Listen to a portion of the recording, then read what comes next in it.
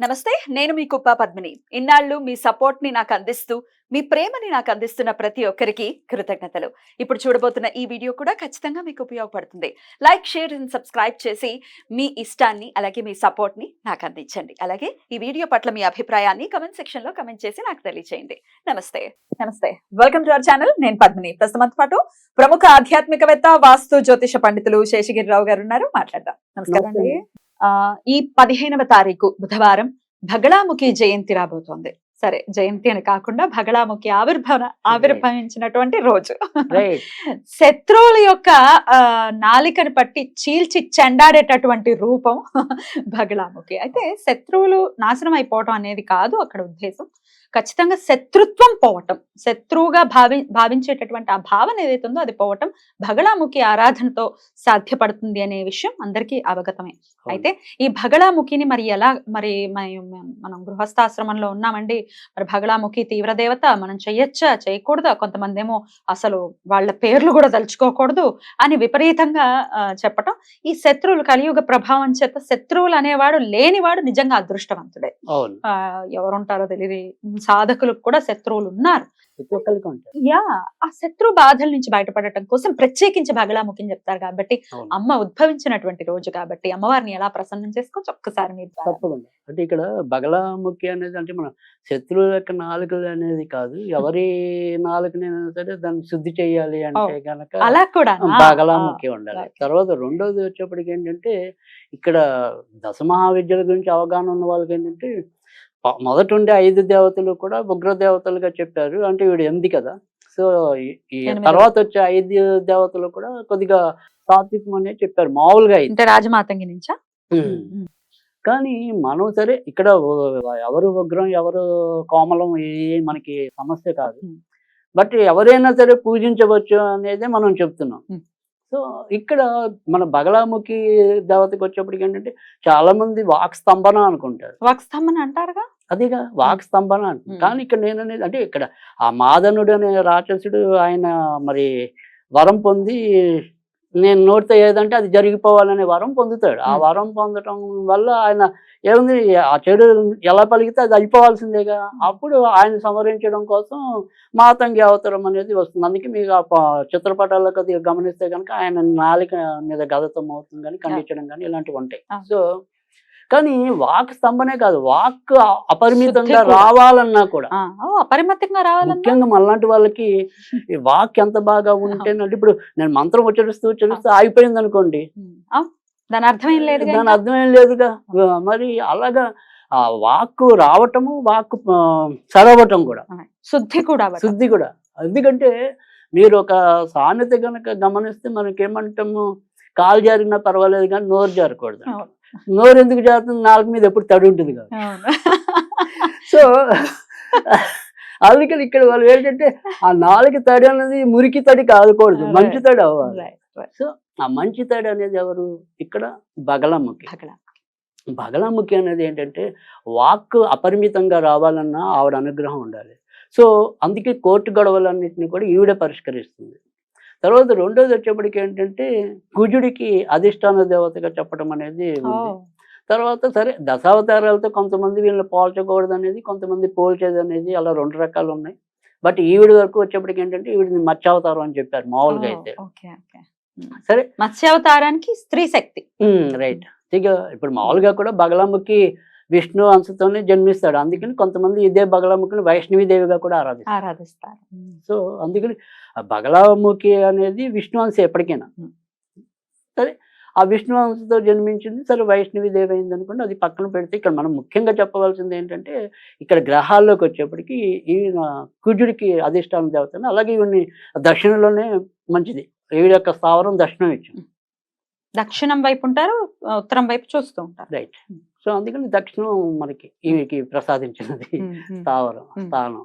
So అందుకని దక్షిణానికి అధిపతి కూడా మరి మళ్ళీ కుజుడు మనకి గ్రహాల్లోకి వచ్చేప్పటికి. సరే, అందుకని ఇక్కడ ఏం చెప్పారంటే, కోర్టు గొడవలు ఉన్న వాళ్ళకి, తర్వాత రెండోది ఏంటంటే ముఖ్యంగా ఈ పరిశోధనాత్మక వృత్తుల్లో ఉన్న వాళ్ళకి కానీ, రక్షణ శాఖ కానీ, ఇలాంటి వాళ్ళందరికీ కూడా, అంటే పోలీస్ వ్యవస్థ, ఇలాంటి వ్యవస్థ వాళ్ళందరికీ కూడా అవసరమైన దేవత అయితే బగళాముఖి. తర్వాత రెండోది ఏంటంటే, చాలా మంది మన పెద్దవాళ్ళ మనకి సిద్ధేశ్వరానంద స్వామీజీ ఇలాంటి వాళ్ళందరూ కూడా చెప్పింది ఏంటంటే దేశంలో ఉండి ఏ ఒక రకమైన వికాసానికి అడ్డుపడుతుంది అంటే కనుక అడ్డు తొలగాలి అంటే అడ్లని స్తంభనం అవటం. అడ్డు స్తంభన అవ్వటం. మరి స్తంభన విద్యుత్ కదా ఇవిడ బాగా ప్రతీక. అందుకని దేశం యొక్క వికాసంకి ఏవైతే అడ్డంకులుగా ఉన్నాయో అవి స్తంభింపజేయాలి అంటే ఈవిడ్ని ఆరాధించాలి జనం. అందుకని ఇటు మనం సామాజికంగా చూసినా కానీ ఈవిడ యొక్క ఆరాధన అనేది చాలా అవసరం. తర్వాత రెండోది ఏంటంటే మనం ఏదైతే రక్షణ రంగం ఉందో అది పటిష్టంగా ఉన్నప్పుడే దేశం యొక్క శాంతి భద్రతలు కాపాడబడుతుంటాయి. అందుకే మరి అది మీరు సామాజికంగా ఆలోచించినప్పుడు మన ఇంటి వరకు మనం చూసినప్పుడు ఏంటంటే మన నోరు బాగుంటే ఊరు బాగుంటుంది అనేది మరొక సామెత. దానికి నోరే ఉంది. సో మనిషికి నోరు మించి శత్రువు లేదు. సో అందుకని ఆ నోరు సరిగ్గా ఉండాలి అన్నా కూడా ఈవిడ్ని ఆరాధించాలి. సో ఇక్కడ మనం ఎలా ఆరాధించాలి అంటే సరే ఇందాక మనం కూర్చోడం చెప్పుకున్నాం. అలాగే మరొకటి మరి ఇప్పుడు వచ్చేది మరి మే 15వ తారీఖు. సో 1, 5, 6 నా సంఖ్యాశాస్త్రం అంటే కొంతమంది ఒప్పుకోకపోయినా 6 అనేది కుజుడికి సంబంధించిన సంఖ్య. సో ఆ రకంగా చూసినప్పటికీ కూడా మరి ఈసారి ఆ రకంగా కలిసి రావడం అనేది జరుగుతుంది కనుక మరి అది కూడా ఆ రోజు ఆరాధించడానికి చాలా మంచి రోజు. సరే మరి ఈ ఆవిర్భావం అనేది వైశాఖ శుక్ల అష్టమి నాడు ఈవిడ ఆవిర్భవించింది అనేది ఉంది కాబట్టి మరి అది కూడా ఒక రకంగా ఆవిడని ఆరాధించడం అనేది మంచిది. తర్వాత ఏ రకంగా ఆరాధించాలనేది ప్రతి ఒక్కరికి ఉండే. ఇప్పుడు ఎలా ఆరాధించాలి? ఫోటో పెట్టుకోవచ్చా? అమ్మవారిని దండం పెట్టుకోవచ్చా? ఖచ్చితంగా ఫోటో అయితే పెట్టుకోవచ్చు. సరే ఒకవేళ ఒకటే మనం ఎప్పుడు కూడా గుర్తుంచుకోవాల్సింది ఏంటంటే ఈ దశమా విద్యలు ఒకవేళ ఇన్ కేసు ఎవరికైనా ఫోటోలు సంకల్పం లేదు, అమ్మో మేము అంత వెళ్ళలేము అనుకునే వాళ్ళు ఎవరైనా ఉంటే కనుక లలితా త్రిపుర సుందరిని పూజించడానికి ఎవరికి అభ్యంతరం ఉండదు. సో ఈ లలితా త్రిపుర సుందరి పరివారికలే వీళ్ళంతా అనేది కూడా ఒక కథనం. సో మణిద్వీపంలో వీళ్ళందరూ కొలువు తీరు ఉంటారు అనేది కూడా మరొక కథనం.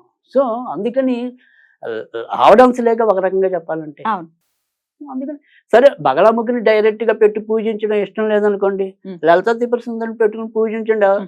ఇప్పుడు యద్భావం తద్భవతి అని చెప్పి మన భావం ఏదైతే ఆవిడ ఆరోపణలని మనం సాక్షాత్కరిస్తాం. సో మనం ఊహించుకోవాల్సిందల్లా బగలాముఖిని నేను పూజిస్తున్నాను అనుకోవటం, మనసులో సంకల్పించుకోవటం. లలితాదేవి ఫోటో దగ్గర ఏం చేయమంటారు? ఎలా పూజించమంటారు? సో ఇక్కడ మనకి అన్ని కాలాల్లో కూడా సాధారణంగా దొరికేవైతే చామంతి పూలు. సో చామంతి పూలతో ఆరాధించడం అనేది మంచిది. అంటే ఇప్పుడు పసుపు చామంత అంతేగా పసుపు ఈవిడ ఆరాధన అంతా కూడా పసుపు రంగు బట్టలు అంటే పీతాంబరి దారిని అంటారు, యాక్చువల్ గా మా పసుపు రంగే.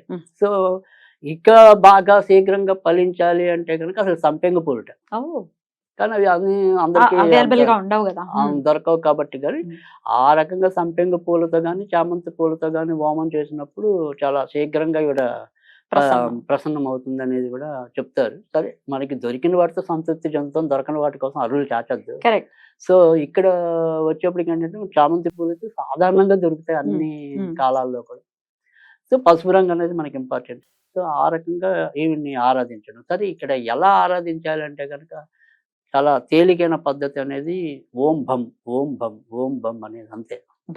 ఓం భం అది బకారం ఉండాలి, అది ఒత్తుండాలి, ఓం భం ఓం భం ఓం భం అది. అలా కాకుండా మామూలుగా అయితే ఈవిడ గాయత్రులు ప్రతి ఒక్కరికి గాయత్రులు అనేది ఉంటాయి కాబట్టి ఆ రకంగా చూసినప్పుడు అయితే కనుక ఈవిడ్ని బగలాముఖే చ విద్మహే సదా నింబ్యే చ ధీమహి తన్నో దేవి ప్రచోదయాత్ అదొక పద్ధతి. సరే ఇవేంటంటే మనకి తేలిక ఇందాకే మనం చెప్పుకున్నాం ఓం బం అన్నది. ఇది దక్షిణంలో మనకంటే ఇందాక మనం ఏదైనా సరే ఒక సబ్జెక్ట్ ఇస్తున్నప్పుడు దేవుడి దగ్గర ఉన్నప్పుడు అది ఎప్పుడు ఈశాన్యం మారదు, అది కొండగుర్తు. అలా కాకుండా విడిగా పూజించాలనుకున్నప్పుడు వీళ్ళు దక్షిణంలో కూర్చుని ఉత్తరముఖంగా పూజ చేసుకోవటం అనేది అంటే సాధన అనేది. సో అలా ఏదైనా సరే ఈ మాల అనే దానిట్లో కూడా మనకి ఏంటంటే పగడాల మాల అయితే మంచిది. ఎందుకంటే మనం ఇప్పుడు ఈ కుజుడికి ప్రతీకగా చెప్తున్నాం కాబట్టి ఎర్రపూసల మాల అనుకోండి. పగడాలంటే డైరెక్ట్ గా పగడాలే అవసరం లేదు. ఏం చేయాలి పగడాల మాల? మనం ఒకవేళ ఓం బం అనేది 108 సార్లు అనుకోవాలనుకుంటే పగడాల మాల పెట్టుకుని లెక్క 108 టైమ్స్ అంతే చేయాలి. అదొకటి.